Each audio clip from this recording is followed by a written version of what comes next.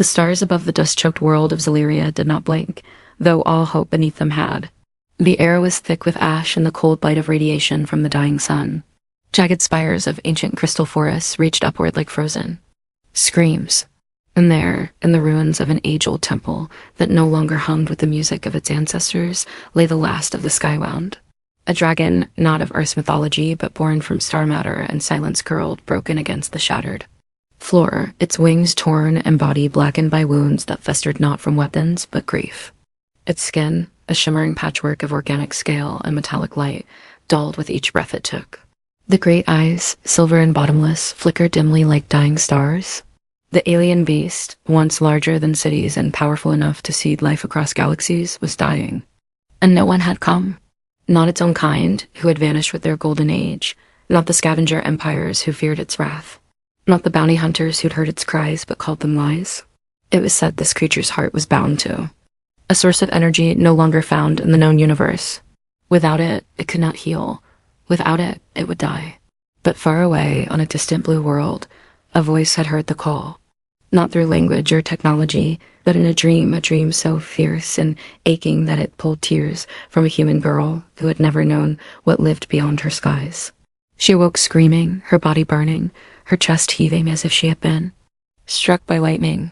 Her name was Lira. She was 17, quiet, often alone, and had a heart too large for the small town she lived in. And in the days that followed her dream, her blood ran hot with images not hers, towers of crystal, eyes like dying stars, a scream not of anger but of unbearable sorrow. Something was calling her, and she knew, without knowing how, that it was real, that somewhere, something ancient and forgotten was in pain. And somehow, impossibly, it was reaching for her. The journey was impossible, yet it happened. She didn't build a ship, nor did anyone abduct her. It was as if the universe, in its last breath of faith, bent for her. One moment she stood in the forest where she had always walked to quiet her thoughts, and the next she stood under the rust-colored sky of Zelyria, ash swirling around her boots, the scent of ozone and sorrow filling her lungs. The temple loomed. Ahead, half buried by time. Her legs moved before thought returned, and her hands, so small and pink against the bleakness, trembled as she stepped into the ruins. What lay within would have driven most minds mad, or at least made them run. The dragon was immense, curled like a fallen god, its breathing shallow and slow. Its tail coiled around the broken altar, and shards of crystal pierced through its wings where once it had soared between planets. The air throbbed with a soundless weeping that hummed inside her bones. Lyra's first breath caught in her throat. It was not fear that rooted her, it was sorrow, so deep and ancient it became hers. She stepped forward, unsure if she was dreaming, unsure if her heart would survive whatever came next. The dragon stirred. Its massive head turned toward her, one eye opening slowly, a glow within that reflected her entire being. Lira gasped, a noise full of awe and pain. Their eyes met, and in that single look, something ancient stirred awake. Not in the dragon, in her. The silence between them pulsed like the beat of a star's heart. She did not speak. She did not scream. Instead, she stepped forward.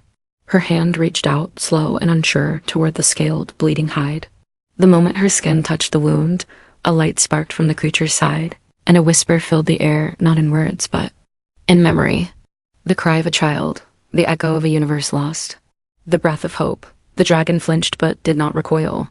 Lira collapsed to her knees, sobbing without knowing why. She had only just arrived, yet she felt as though she had always belonged here, as though her purpose had waited for this very breath. The stars watched, unmoving, and somewhere deep in the heart of the wounded beast, the ember of life glowed one shade brighter. Asterisk Lira remained on her knees, the heat of the dragon's wound pulsing against her skin, but it was not fire that throbbed from the beast. It was grief. It seeped into her like a tide she could not resist, and for a moment she felt herself drowning in memories that were not her own. Galaxies folding into themselves.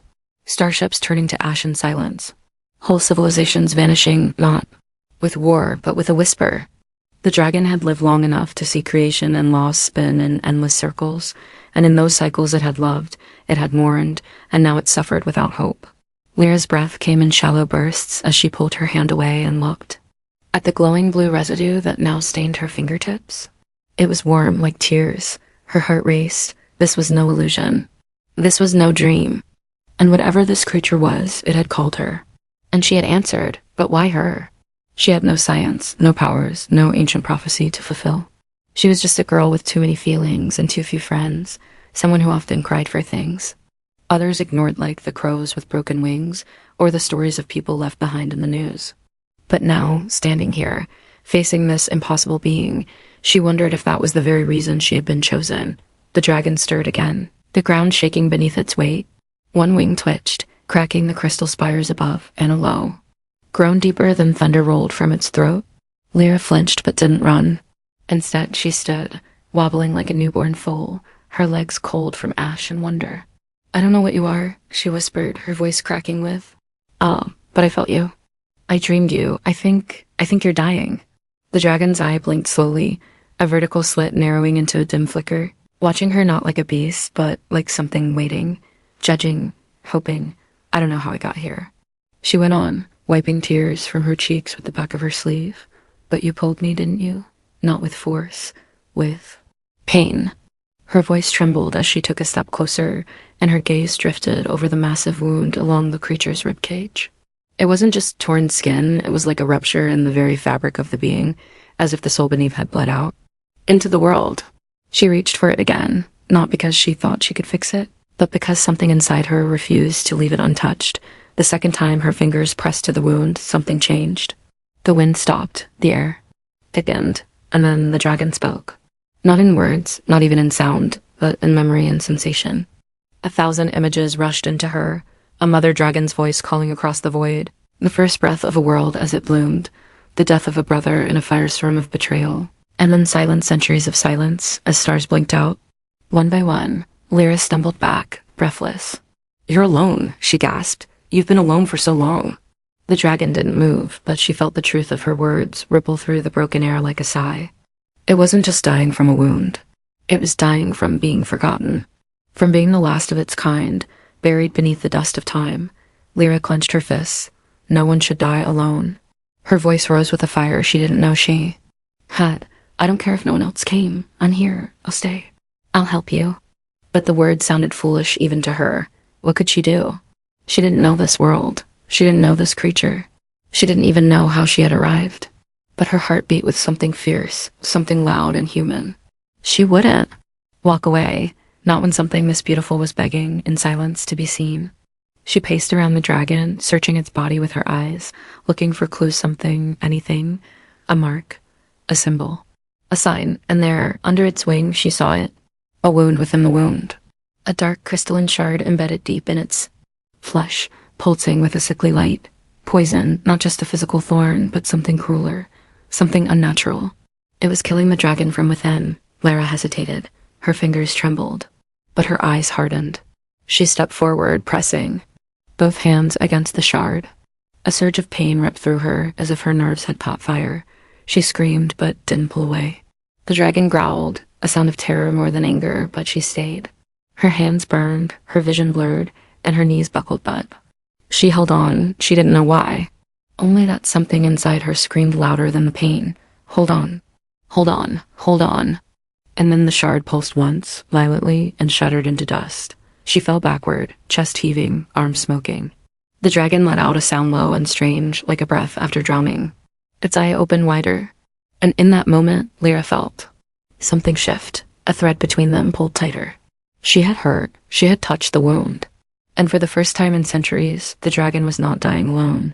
A human had come. Not with weapons, not with conquest, but with trembling hands and an open heart. And in the language of sorrow, she had said, "I see you." Lira didn't sleep. Not that night, not after what she had done. Her body lay curled beside the dragon's head, her back pressed to the broken wall of the temple where the wind whispered through the cracks like forgotten hymns. Her hands were wrapped in old cloth she'd torn from the temple's faded banners, stained red and gold with dust and time. Her skin throbbed from the wound she had taken not for herself, but from something so much older and sadder than anything she had ever imagined. And yet she didn't regret it.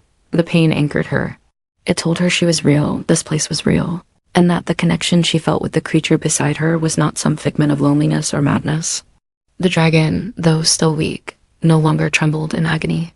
Its breath came steadier now, like a great engine idling in sleep. But it was no machine.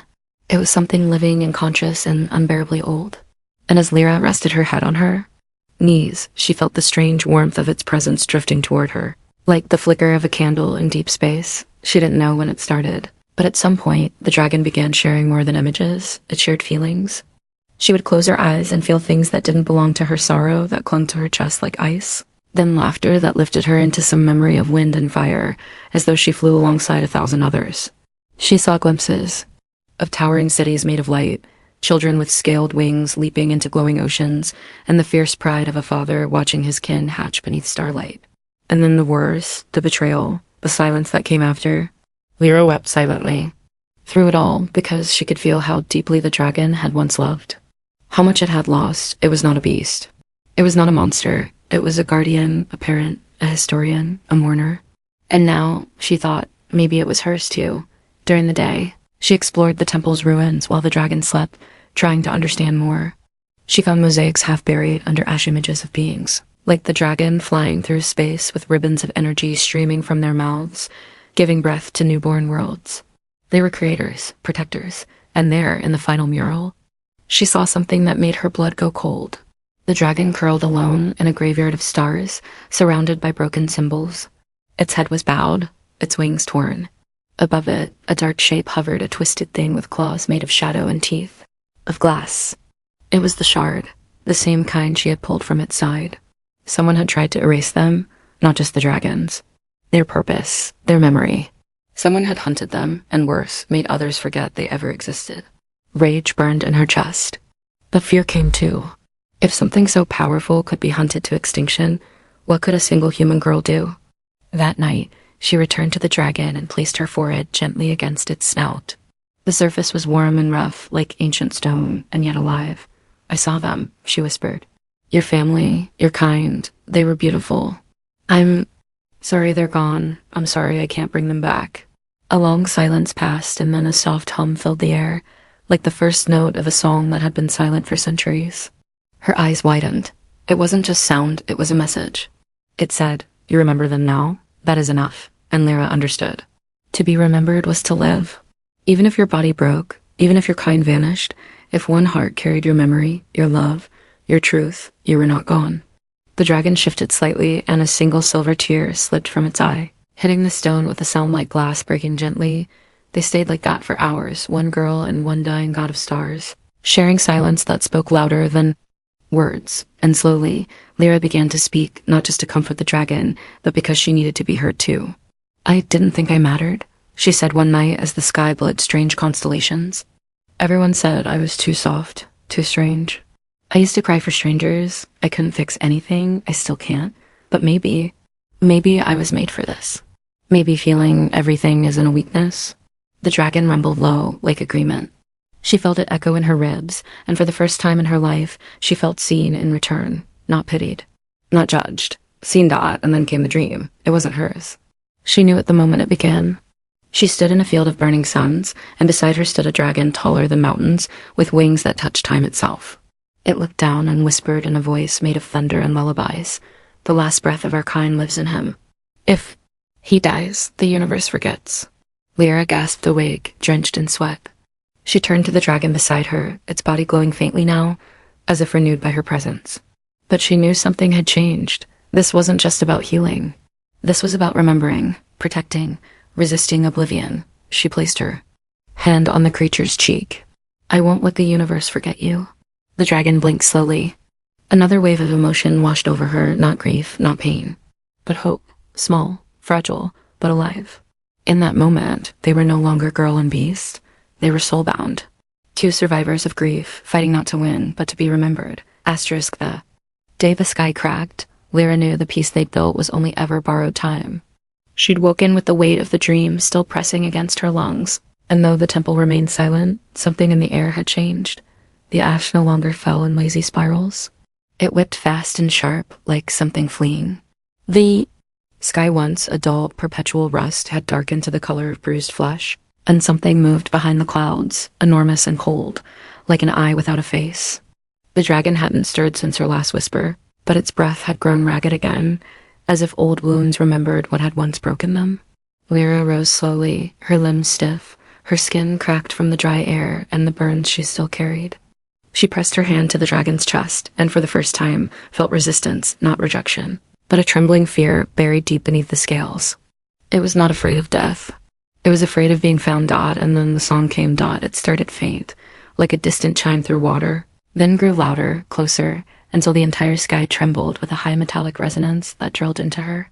Skull, Lira screamed, clutching her ears, but it wasn't sound that hurt, it was memory. A command layered over centuries, not meant for her, but for minds far older. The dragon's eye flared open, wide and wild, and for the first time since she'd arrived, it tried to rise. Its body shook violently. Shards of crystal cracked under its weight. Blood like molten silver seeped from the old wound where the shard had been. The song wasn't just a beacon, it was a weapon. A call not meant to summon help, but to finish what had once been started. The extermination. Lira ran forward, throwing her arms across the dragon's snout as its body thrashed. No, stay. With me, please, please stay. But the dragon wasn't trying to flee her. It was trying to shield her. Something was coming, and it remembered too well what it meant.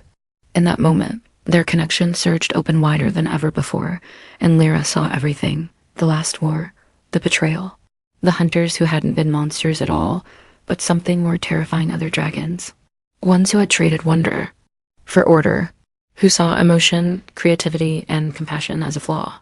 They called themselves the Severed Flame, and they had chosen control over life.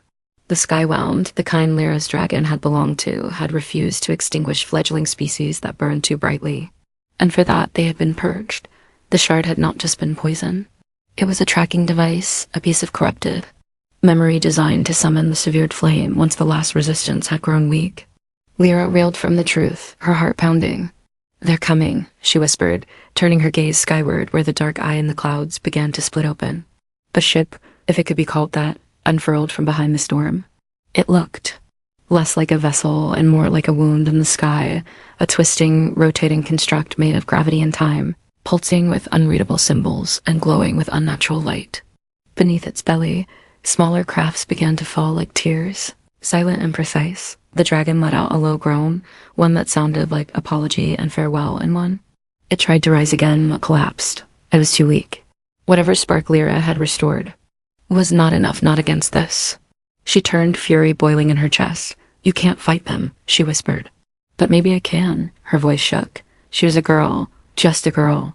No weapons, no armies, no powers. But her soul burned with something older than steel defiance. The kind only humans could master, forged in eons of heartbreak and survival. She ran to the edge of the temple, arms wide, and screamed into the sky. "I know what you are. You. Silence beauty. You kill what you fear. But I'm not afraid of you." Her voice echoed, swallowed by the noise of descending death, but something strange happened. The dragon stirred, its eye widening, and in her scream, it heard the echo of its own rebellion, long buried under centuries of silence. The ships did not fire. They hovered instead, as if studying her, measuring, and then a single beam descended soft, not burning, circling Lira in blue light. She winced, but it did not harm her. Instead, a voice spoke, cold and genderless. "You are not of this world. This matter does not concern your species. Step away." Lira stood taller. "It concerns me now. You left it to die. You tried to erase it, but I remember." The beam flickered. Emotion is weakness. Empathy is contamination. What you protect is a threat to all order. Her fists clenched. "No, it's proof that even stars can love." But before the light could rise, a rumble shattered the stone underfoot. The dragon rose, not fully, not gracefully, but it stood tattered, bleeding, glorious. Its wings unfurled like forgotten banners, torn but defiant. Its eyes glowed brighter. Now, not with power, but with will. With Lyra's courage inside it. The girl turned and met its gaze, and for the first time, they truly spoke. "They will kill you," it said. "Let them try," she answered. And above them, the sky prepared to fall. Asterisk, the ground beneath the temple groaned, as if the planet itself feared what hovered in the sky. The Severed Flame's ships hung motionless above the ruins, watching, analyzing, their silence more threatening than any weapon's roar. Lira stood at the heart of it all, ash swirling around her like smoke from an ancient pyre. The wounded dragon behind her casting a long, trembling shadow. She could feel the pressure in the air thickening, each breath harder to take, each heartbeat louder in her ears. They were waiting for her to run, to abandon the dragon. To be human in the way they had written into their codebooks, fragile, cowardly, irrelevant. But she didn't move. The fire inside her had outgrown her skin. The dragon staggered to her side. Its once mighty body bowed under its own weight, every movement a scream it refused to let out. It no longer had strength to fight them, but it still stood. And because it stood, so did she. Lira turned to the beast and placed her hand against its chest, over the spot where its great heart flickered like a candle nearing its end. "You don't have to do this alone," she whispered. The dragon didn't answer in words, but its eye closed briefly, like a nod. And she felt something shift inside her, a warmth blooming in her veins. Not pain this time, but power. Not borrowed, not forced. Sheer dot above them, the lead ship began to glow with a new color, deep violet, the hue of dying stars. A warning, a final offer. "You are not bound to this creature," the voice called down again. "You may leave. The strike will commence." But Lira shook her head. "I am bound," she shouted, voice raw, "not by blood. By choice." That single sentence seemed to break something. A flash of light erupted from the ship's underbelly. A beam shot toward the temple, thin, blinding, sharp. But it never struck Dot at the last second. The dragon roared, opening its wings not to fly, but to shield. The blast hit its back, exploding in a storm of blue fire. Lira was thrown backward, her body slamming into a crumbling pillar. Pain rippled through her, but she forced herself to crawl to her feet. The dragon collapsed again, breathing shallow, its skin charred where the beam had struck. Lira staggered to its side, tears streaming down her face, and screamed at the sky, "Stop, IT. You don't get to erase this." And something answered, not the ships, but the temple itself. The crystals embedded in the ruins pulsed. The ground hummed with a frequency that made her teeth ache. She turned toward the altar where she had first seen the dragon. There, embedded in stone, was a sphere clear, humming, soft like a heartbeat. She had missed it before, but now it shone like a second sun. Lira stumbled toward it, drawn by something more than curiosity. She reached out, her burned hands wrapping around the orb. It pulsed once and then filled her mind with fire. Memories surged into her. But they weren't just the dragons. They were from the first Skywound, the seed of the species, their legacy. Their hopes encoded not in weapons, but in emotion. The orb was not a weapon. It was a gift. It could not destroy, but it could awaken. And it had waited, across centuries, for someone who could hold it without being consumed. Someone not bred for power, but for heart. And now it had chosen her, Lira. Turned, her body shaking not from fear, but from too much feeling. The orb hovered above her palms now, glowing brighter with each breath she took.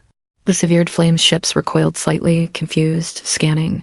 "You are incompatible," the voice snapped. "That relic is not yours." Lira's voice broke. Like thunder, "It is now."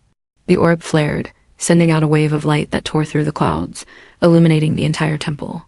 The dragon lifted its head, its eyes locking with hers, and in that shared moment of pain and rising defiance, Lira saw what she had to do. The orb would burn her. It wasn't meant for a human body, but it could restart what was dying. It could feed the fire in the dragon's heart, and that meant a choice. Lira looked down at her hands, her body already beginning to tremble from the energy pulsing through her. She could run. She could throw the orb away, or she could give it everything. No armor, no shields. Just a girl and a decision. She turned to the dragon. It was watching her, not with desperation, but fear. For her, it tried to speak, to stop her, but she placed one finger gently against its snout. "You gave your life to save others," she said. "Let me give mine to save you." And before it could protest, she pressed the orb to its chest. A shockwave ripped through the air. The light consumed her. Dot. She did not scream. She soared, and above them, for the first time in eons, the severed flame hesitated. Dot as the light exploded outward. Silent but absolute, a dome of fireless brilliance that turned the world white and made the sky pause. In that impossible moment, there was no war, no past, no galaxy. There was only a girl who gave herself without hesitation, and a dying dragon who carried her name inside its trembling chest. The orb vanished, its energy poured like liquid dawn into the creature's wound. And Lira, small, burned, human was, lifted from the earth by threads of memory and stardust, her body glowing, her soul unraveling. She did not scream. She did not cry. She surrendered everything she was with eyes wide open. The pain came last, and by then it didn't matter. Because something greater had taken root, the dragon convulsed as the energy surged through it, its wounds cauterizing with golden light. the scales reweaving like starlight, rethreading itself into armor, its broken wings mended in seconds. Its eyes flared not with the flicker of a dying star, but the blaze of something reborn. It rose not with agony, but graced its head sweeping toward the fleet above, like a storm waking from 1,000-year sleep. And then it roared. The sound shattered what remained of the temple, but it was not rage that thundered in its voice. It was mourning, defiance, love, and in that roar, something ancient returned to the galaxy, the cry of a protector who remembered. Ships responded as expected, cold, clinical, cruel. They opened fire. Beams of violet seared downward like needles from a clockwork god. The dragon surged upward, wings catching the gravitiless wind, its body glowing with Lira's sacrifice. It did not dodge.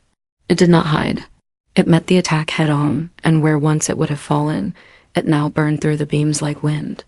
Through fog, the blast struck, but did not stop it. It howled through them, weaving between the blasts with inhuman grace, a silhouette of defiance against a machine sky, and then, through the bones still pulsing between their joined spirits, Lira spoke not with lips, but with thought, from somewhere between pain and infinity. They only understand silence. Show them memory instead. The dragon twisted midair and opened its mouth, not to breathe fire, but to sing Dot. It was not a song of destruction. It was a song of everything the severed flame had tried to erase. It echoed across dimensions, layered, in tones that carried feelings more than meaning lullabies from long-dead planets, battle cries from noble falls, laughter from birth fires of new worlds. It was the song of a race that had chosen love over power. And through Lira, it became the song of humanity. Two of a girl who cried for strangers and burned to keep something else alive. The ships hesitated. Some tried to pull back, but it was too late. The song struck them like truth. One by one, their formations fractured, their ships veering off course, blinking violently. Some flickered and vanished, not destroyed, but folded into silence, as if no longer able to exist within a world that remembered. A few fired again, desperate, irrational, but their beams scattered. The dragon's wings wrapped the blasts in light and flung them back like dust on wind. Dot. And then the great ship, the Eye. The wound, the original sin, descended lower, its edges tearing the clouds like knives. From its belly, a single figure emerged. Not a machine, not a dragon. Something in between, a severed flame general. Its form was tall and terrible, skin like obsidian, eyes like glass holding 1,000 screams. It spoke in every tongue at once. "You are corrupted," it said, voice reverberating through stone and blood. That vessel was meant to be a tomb, not a beacon. The dragon hovered above, its light dimming slightly. It had burned so much of its energy in the battle. Lyra's fire held it together, but her body could no longer bear the weight. Inside her soul flickered. The general raised one clawed hand toward the sky, and a lance of dark matter coalesced. It was the death blow, the final correction. "All flame dies," the thing said. Dot, and Lira answered through the dragon's mouth. Then, "You've never met ours." Dot, the beast of. Dot, there was no time for fear. No time for doubt. Dot, it crashed into the general like a star being born. There was no explosion. Only silence. A silence so deep, so complete, it echoed across systems. Dot, and then light, not of battle, but of sunrise. The general was gone. Its ship cracked open like an egg and fell into the sea of clouds. Dot, and the dragon, burning, barely flying, drifted back toward the earth. It landed with a crash, carving a scar in the dust. Lyra's presence inside it was fading fast. But she smiled, not because she had won, because she had been enough. The winds of Zaleria had changed. No longer did they howl like mourning ghosts through broken spires. Now they carried warmths, soft and unfamiliar, as if the planet itself had taken a breath it had forgotten it could hold. Smoke still curled from the cracks in the earth, and the air tasted of metal and magic, but the sky had cleared. Where once the great warship had loomed, only drifting ash and fading starlight remained. The dragon reborn, scarred, breathing lay on its side. Beside the ruins of the temple, its wings folded like resting arms around its body. At the heart of its chest, where the orb had sunk into its being, light still pulsed, a slow, deep rhythm like a human heartbeat, but something was missing. Something essential. Lira. The name echoed within the creature, now hollow of her voice. It turned its head slowly, looking at the crater where she had stood, where her body had vanished into the sacrifice. There was no blood, no ashes, only a circle of untouched ground surrounded by scorched stone, as if the world had paused to mark the place where a human girl had made the universe remember. The dragon lowered its head to the earth and closed its eyes, not in surrender, but in reverence. For a moment, the galaxy was still, but inside the beast, within the heart she had saved, Lira still flickered, not as flesh, not as voice, but as flame. Her memories had embedded themselves into the creature's being, not like a parasite, but like a promise. Every laugh she had shared in her short life, every sorrow she had endured in silence, every choice she had made out of kindness rather than strength, those now burned within the dragon like scripture. Her soul had not dissolved, it had rooted, and through that bond, the dragon wept. Not tears of defeat, but tears of gratitude. It did not mourn her because she was not gone. She had become something the severed flame could never kill, a legacy. Skies above Zaleria began to shimmer, and in the silence, new lights were born, small flickers, slow and tentative at first, then brighter. Dozens, hundreds. The stars were returning. Not just the physical suns, but the memory of the Skywound, the breath of 1,000 lost dragons, awakened by the resonance of Lyra's act. Across systems, old ruins lit up again. Forgotten temples whispered her name. Beings who had never known her paused and looked skyward, unsure why their chests ached and their eyes burned with tears they couldn't explain. And deep within the dragon's thoughts, a voice stirred again. "Are you still there?" The creature asked silently across the tether of light. A pause. Then, "I never left." Lyra's voice answered, quiet but unmistakable, and the dragon her dragon closed its wings around itself, cradling the echo of her soul with the gentleness of a father holding his child. Time passed. The galaxy learned of what happened on Zaleria in fragments, rumors, lights in the sky, pulses of strange emotion that reached sensitive minds. No empire could explain it. No enemy dared follow. Something sacred had occurred, and even the machines who ruled through fear paused to listen. Back on Earth, in the small town where Lira had once walked through forests alone, flowers began to grow where the soil had been dead. Children dreamed of stars they'd never seen, and a girl's name was whispered by the wind without knowing why. Her parents, who had woken one day to find her gone, sometimes sat by the window at night and cried, but their tears were soft, grateful, as if somehow they knew she had not vanished. She had risen, and far across the void, the dragon took flight again, not to conquer, not to flee, but to carry her memory to the stars. Its body glowed with her fire, and when it opened its wings, it left trails of light that bent around planets. Casting warmth into forgotten places, it no longer flew as the last of its kind, it flew as the first of a new one, not just Skywound, but skybound, fueled by a girl's defiance, lit by her love, carved from her choice to heal what no one else could. Save, and in every galaxy where life struggled, where grief silenced beauty, and where sorrow was mistaken for weakness, a single story began to spread. A girl once heard the scream of a dying dragon, and she answered,